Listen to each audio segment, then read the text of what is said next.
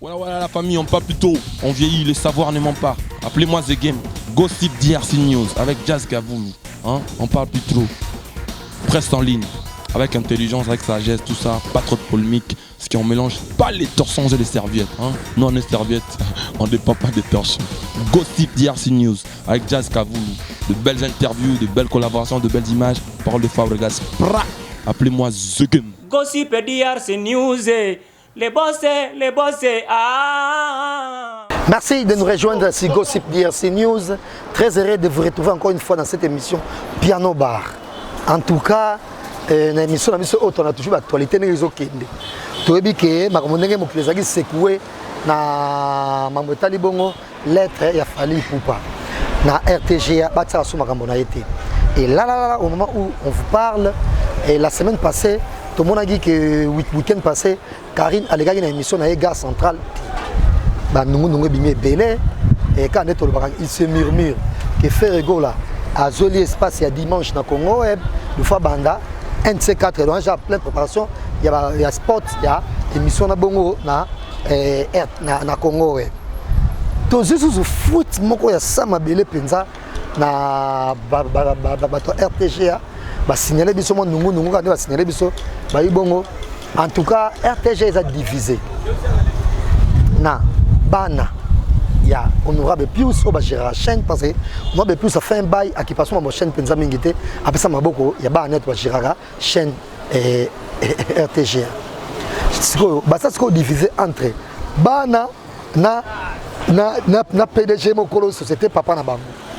Bana baza pour Karine parce que na RTG jusque là moto chroniqueur aux annonceurs ezaka edo na des sponsors mobimba na émission sur dans suka ah écoute on peut belé dans le contrat et ça comme dans un mois té on a sponsor on a Zwaki na Uganda kana uti Uganda ah mbongo déjà bureau et Zwaki et c'est Zwaki bureau et Zwaki mbongo de soit asilisa contrat ba publicité azanango bongo ba longola ye ou soit place à l'endroit de place quoi ça makasi et sikawana et papa mon côté na ye aza pour puis petit na ye akala oh ça fallait pour ba yango ndé ba donner nous sur ce plateau et on a Loretta Aruna mère chef Boni.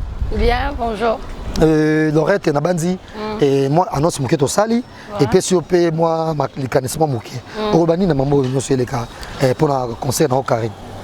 Bon, et là, je n'ai pas trop à dire d'abord, mais bon, neti, na ba chaîne sur les assos, engagé mutu, on a besoin de apporter un plus. Dans le salon, c'est ça, il y a une espèce de sous confiance, il y a place aux gens qui ne vont pas faire sous confiance, moi, continuer, mais ça fait moins de notoriété, moi, parce que tant que ça, sponsor a raté, na ba chaîne en TV, sponsor a raté mutu, on diminue au pays, au moins la paix, on créer local, on va faire nous savons pourquoi parce que les gens qui sur l'espace donc c'est que l'émission est suivie donc quand tu mingi tout le monde à la télévision il y a un succès au succès faut sentir que sponsor oui normalement c'est ça donc ça c'est loco so va contacter bato benga yo ba sponsor bazo ya par-ci par-là aux monde bato avant de comprendre que ah musala na osala bato ba olanda mais ça c'est loco sponsor ya raté quoi bon on faut tika parce que loko nyonso atana ba chaîne sur YouTube déjà bato zo appelle pète on ah ça là ça mais ça net yo o ça le lo mo que bato ba contacter ka te bato ba benga ka te ça veut dire que musala ça les gens on pas besoin on est na tina monte c'est quoi les kamango ya Karine parce que bato belé et kokamwa tozokamwa penza ezolekela biso et pona bato ebele lokwa tomekaki mo moke kopesa Karine conseil ameka mo moke mpe changer façon kosala makambo parce que déjà lobaka kitoko aza kitoko so asali ata asali na ye taloba ne okoko te tandine fani te omuchopi te akotala mane kaka omona bato traité biso tolingaki te bona onga la unu dans ces anniversaires zagaye de passer un anniversaire na télévision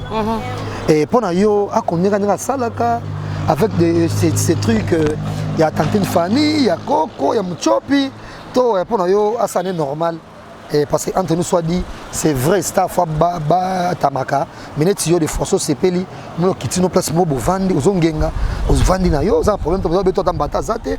Et histoire qui a changé déjà la vie parce que pas toi qui ne faut regarder, ken faut batama. Il y a pas intéressant. Voilà, ce que je peux dire, conseil, moi, na ngote. Moi, je le connais, c'est à la ndeni. Moi, je la morot. Na rova na boe, mutumo senti bana be mutumo attaquer. Hein, senti bana mutumo attaquer, peut-être une émission moi boki ba attaquer yo. Si on a répliqué, peut-être que bateau va comprendre que mutumo va attaquer zanga. Donc si on a répliqué, donc tant on a encore répliqué, on va ah donc mutumo va finir boe zandeye. Donc on a parce qu'on faute na batouana. Pourquoi? Parce que tant il y a le bama kamna, ceux qui bango ba laxate que ça bango. Et les gens inaperçus pour comprendre bango te que ah tant va finir à mutumo par exemple muchopi et ça lango yete. Mais tant que vous avez fait un chopi, vous pouvez l'accès réellement que vous avez fait un chopi. Il y a un collé. Tant que vous avez coco. Vous avez l'accès que vous avez fait un tel coco. Et pourtant, attendre comment vous tel. Tant que vous avez fait un salarié, vous avez fait un tarabango, vous avez fait un tantine fanouane, c'est ça qui est là tarabango. Donc, la pire, il faut occuper. La pire, il pas normalement. Il ne faut pas occuper. Normalement, il y a qui star, il y a une dimension, normalement, il y a Kara, donc Kara. Mouton le balobane par le balon, Kara, Choko le bama olemba. Parce que, au bout de ce que vous avez kambu, mouton azo kambu. Mais mouton a répondu à votre olemba. Olemba, mais tant que vous avez répliqué, et puis mouton sous force. Ah, donc maintenant, le besoin soit bango. Bazo continuer. Donc pour moi, tout ce que je peux dire, c'est ça. Et pour le Souksanayo, Loretta Aruna, en tout cas, parmi la dernière ligne droite aujourd'hui, qui est émission de la gare centrale, dorénavant, on a salon Cynthia Kapachi, et dimanche, on va avoir ensemble la gare centrale. Et analyse dans la salle.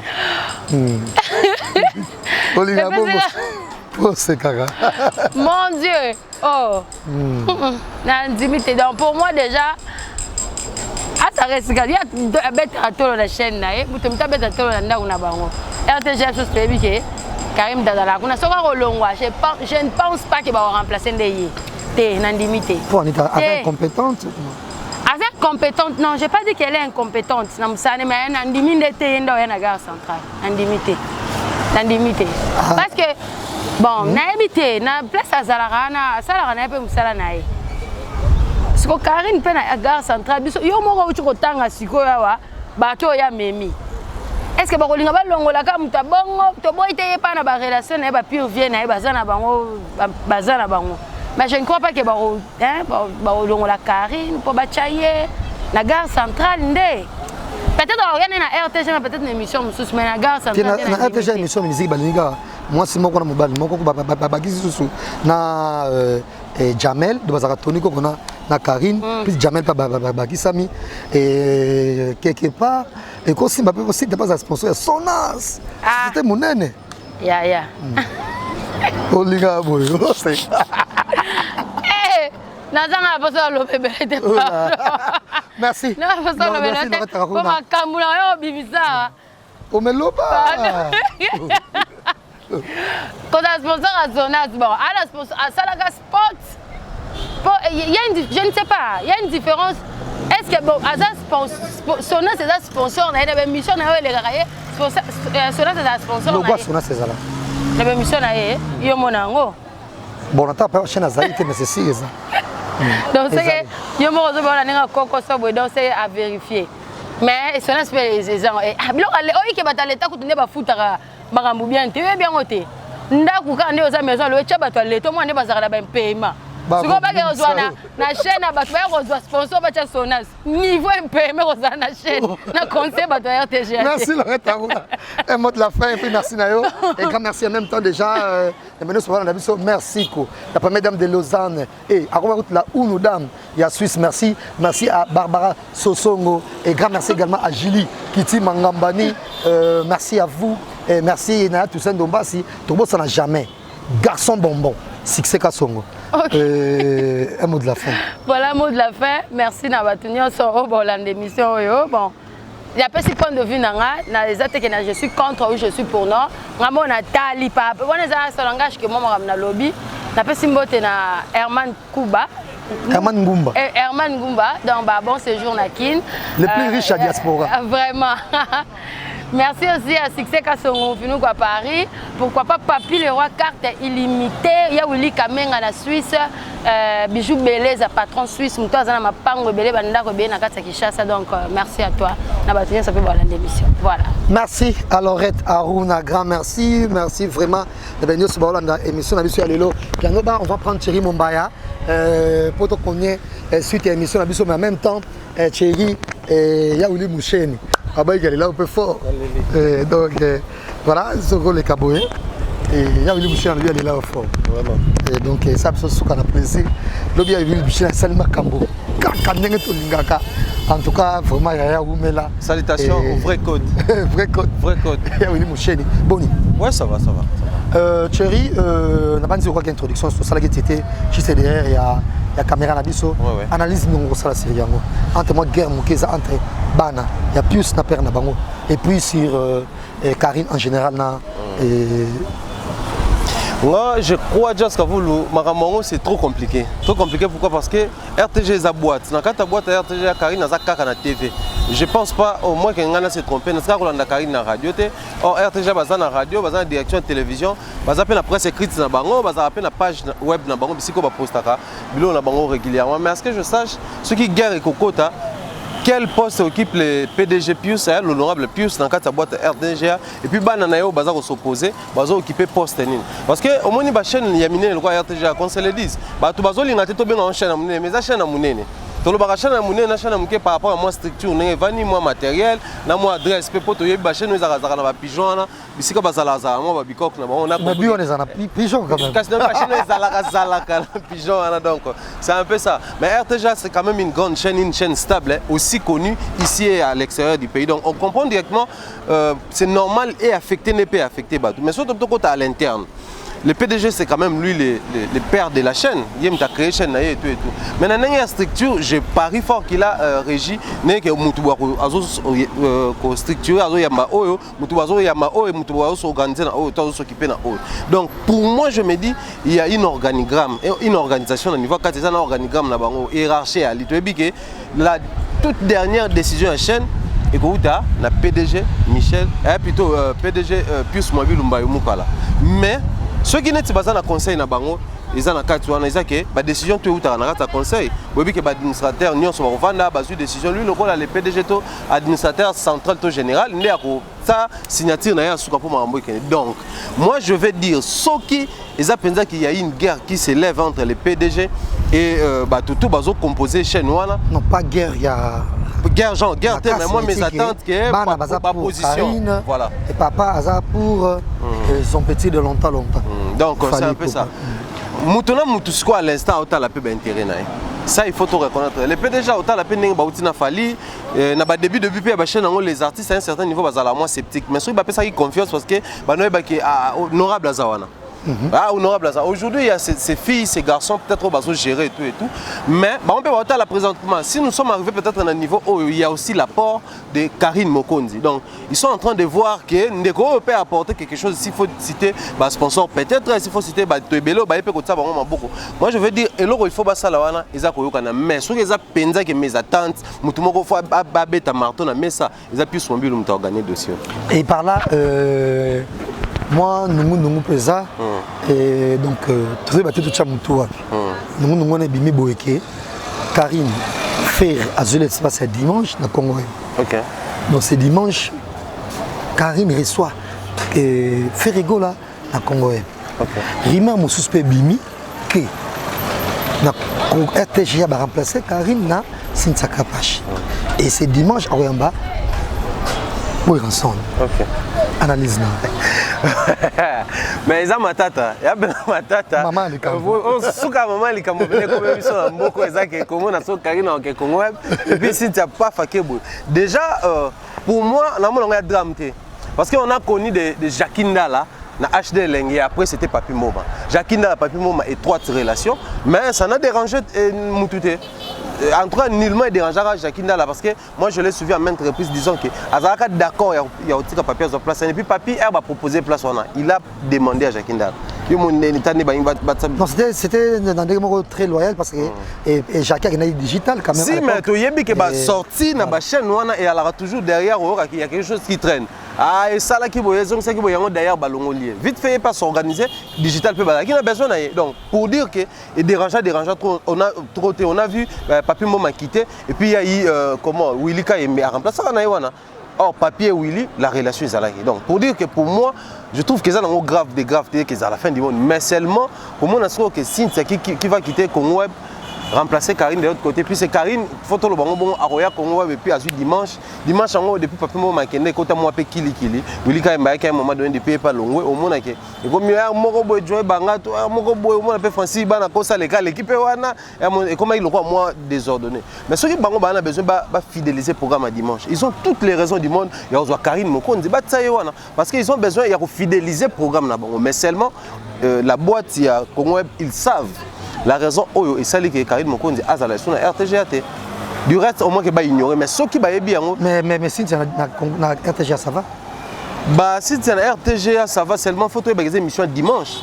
Et puis, on s'est posé à niveau parce que Karine Mokonzi il a donné une image dans l'émission dimanche à RTGA. Une image qui n'existait pas avant. Parce qu'à la RTGA, on a connu des gens dans sa émission il y a dimanche, mais c'était beaucoup plus classique. Genre, il y a bien invité, maître invité, Trump, Morobo et Namandemo. Mais Karine a amené la gaieté à la RTGA. C'est-à-dire, si facilement on a des sapeurs, et puis les émissions de dimanche à la RTGA, ça a pris une autre forme. C'est-à-dire, aujourd'hui, si on a classe Morobo total, Papi Mboma, classe total à Mami il est là, mais classe Morobo total à Karine Mokonzi, parce qu'il y aurait une dose de gaieté dans le quartier. Alors, Cynthia, est-ce qu'il y a gardé des lignes wana? Toi, quand il a changé cahier des charges, donc c'est une émission classique, c'est à ce niveau la place programme, il y a dimanche chez eux problème. On croise les doigts, on va suivre dimanche avec Cynthia Kapachi qui reçoit Noël Ndiama. La plateau RTGA. Donc tout ça c'est la carte dimanche mais l'objet kaka. C'est un plaisir. Un mot de la fin pour moi. Un mot de la fin c'est que moi je vais beaucoup plus m'adresser à la RTGA. Lelo, certes Karine Mokonzi est accusée de tous les mots lelo. Tu défendre parce qu'on est mal placé pour faire ça. Mais seulement, chaque fois que la rango ya bakin oyo, ils ont manque de respect. Parce que déjà, on a son réalisateur Florian Massamba. Disant que suspendre pour Azaki en déplacement. Moi je parie fort, cette structure est vraiment organisée pour suspendre un déplacement. Il y a des blâmes selon organisation des Alara, règlement, blâmarana nous. Nous avons sali déplacement et sali que programme est coincé moi à présenter monsieur Até. Il faut pas blâmer que prochainement il faut pas répondre parce que déjà vous classez qui bouton programme et puis nous maman vous suspendre et puis vous choisissez parce qu'il faut que musala TV alors musala il y a douane T alors musala SNL T OK ma première cause à cousin interne potin na ngoni sugani kuna musala TV au dimanche peso compter pendant que tout le monde dit que dossier il y a RTGA contre Fali Poupa et influencer Bango de Balongo la Karine et puis nous maman vous suspendre mutu. Parce que admettons que ça n'a pas vous ne voyez pas que au dimanche peut bouger parce que quand c'est le disque Karine a peine à bateau balinga raiwana à la bateau batala raiwana baroza la peut choquer. Que comme on a donc bino bo salier OK biso tout OK place musos donc moi je m'aimerais ma chaîne na biso qu'ils apprennent à être stratèges face à certaines situations ceux qui bosa que bo salier ngo pona ndenge to ka kiwana assumer dites-les en lien parce que mon réalisateur namnou qui passe dans une émission diffusée na web à lobby les contrats pendant qu'avec le temps to on a pu que paf à longwepe et na cessé to ko ka ba traîner hier na simana que non à longwe pour donc moi je souhaiterais même na bande grand basala na ba chaîne na ba kolo ba chaîne qu'ils apprennent à respecter les contrats seulement si il y a un contrat avant merci beaucoup Thierry Mombaya, grand merci également à Kelly Sharonstone. Vraiment. Et merci Soussou et Belé. Et bien nous sommes là, ils guettent les Marcela. Ils guettent la saison avec toi à c'est Azana Bazaï donc Bamote Belé et Panaye Bamote Belé Soussou. Et bien nous on au bateau de l'émission Msalelo et tout le monde a suivi l'émission. C'était un plaisir de vous avoir cette émission encore une fois. Et grand merci na nyonso oyo bazo funga biso to mona musika bongo na Clary Mukendi. Clary KMC. Donc depuis la France de Mambote Belé, pas Clary KMC de même à Glody, Zara, Kalala qui nous suit et depuis la France et merci également et grand merci Soussou. Encore une fois na ya Toussaint Dombasi et merci et Belé na nyonso et Blaise Mou Fashion également. Merci à vous, merci à Yannick Youra, merci à Dieu, merci Dobasi pour la réalisation. Encore une fois, merci à Loretta Rouna Pinayo, Thierry Mombaya. Merci. Voilà la famille, on parle plus tôt, on vieillit, le savoir ne ment pas. Appelez-moi The Game, Gossip DRC News avec Jazz Gavoulou. Hein? On parle plus trop. Presse en ligne, avec intelligence, avec sagesse, tout ça, pas trop de polémique. Ce qui on mélange pas les torsons et les serviettes. Hein? Non, les serviettes, on ne dépend pas des torsons. Gossip DRC News avec Jazz Gavoulou. De belles interviews, de belles collaborations, de belles images. Parole de Fabregas. Appelez-moi The Game. Gossip DRC News, les bossés, ah.